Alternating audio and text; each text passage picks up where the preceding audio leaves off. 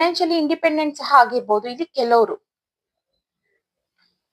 ಓಕೆನಾ? ಕ್ಲಾರಿಫೈ ಮಾಡೋಣ ಗೊತ್ತಾಗುತ್ತೆ.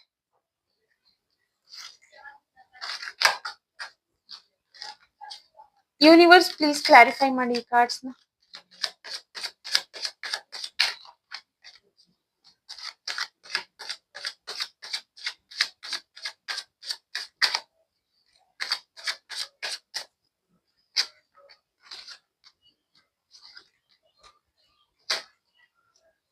ಎಸ್ ನೋಡಿ, ಅವ್ರ ಫ್ಯಾಮಿಲಿನ ಬಿಟ್ಟು ನಿಮ್ ಪರ್ಸನ್ ಕಡೆ ಬರೋದಕ್ಕೂ ಅವ್ರ ಫ್ಯಾಮಿಲಿನೇ ಕಾರಣ.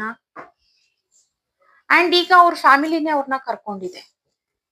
ಬಿಕಾಸ್ ಈಗ ಅವ್ರ ಫ್ಯಾಮಿಲಿಗೆ ಥರ್ಡ್ ಪಾರ್ಟಿ ವಿಚಾರವಾಗಿ ರಿಯಲೈಸೇಷನ್ ಆಗಿದೆ, ಅವ್ರ ವ್ಯಾಲ್ಯೂ ಗೊತ್ತಾಗಿದೆ.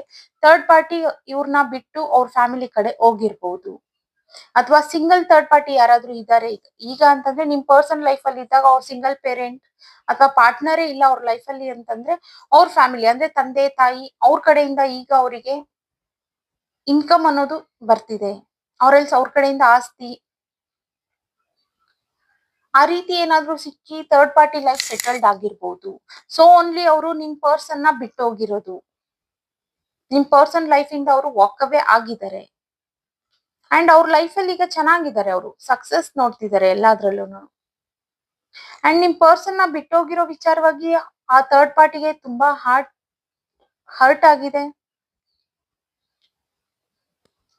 ಅಂಡ್ ಅವ್ರನ್ನವ್ರು ಡಿಫೈನ್ ಸಹ ಮಾಡ್ಕೊಳ್ತಾರೂ ಇದ್ದಾರೆ.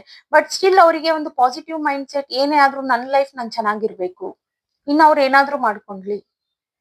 ಅಂಡ್ ಅವ್ರ ಲೈಫ್ ನ ಅವರು ಗ್ರೋತ್ ಮಾಡ್ಕೊಳ್ಳೋದ್ರ ಕಡೆ ಅವರು ಮೂವ್ ಆಗಿದ್ದಾರೆ. ಸೊ ಓನ್ಲಿ ನಿಮ್ ಪರ್ಸನ್ ನ ಬಿಟ್ಟಿರೋದು. ಮೇ ಬಿ ನಿಮ್ ಪರ್ಸನ್ ಜೊತೆಲಿ ಇವ್ರಿಗೆ ಫೈನಾನ್ಷಿಯಲಿ ಸಪೋರ್ಟ್ ಬೇಕು ಅಂತ ಇತ್ತು ಅನ್ಸುತ್ತೆ. ಮೇ ಬಿ ನಿಮ್ ಪರ್ಸನ್ ಮಾಡಿರೋದಿಲ್ಲ. ಈಗ ಅವ್ರ ಪೇರೆಂಟ್ಸ್ ಕಡೆಯಿಂದ ಆಗಿರ್ಬೋದು ಅಥವಾ ಅವ್ರ ಫ್ಯಾಮಿಲಿ ಅವ್ರ ಪಾರ್ಟ್ನರ್ ಕಡೆಯಿಂದಾನೇ ಆಗಿರ್ಬೋದು. ಈಗ ಹ್ಯಾಪಿ ಆಗಿದ್ದಾರೆ ಅವರು ಥರ್ಡ್ ಪಾರ್ಟಿ. ಸೊ ಓನ್ಲಿ ಈಗ ಅವರಿಗೆ ಒಂದ್ ಕಡೆ ಒಂದು ಸ್ಟೇಬಲ್ ಅನ್ನೋದು ಸಿಕ್ತಾಗ್ಲೇನೆ ಅವರು ನಿಮ್ ಪರ್ಸನ್ ನ ಬಿಟ್ಟೋಗಿದ್ದಾರೆ, ವಾಕ್ ಅವೇ ಆಗಿದ್ದಾರೆ.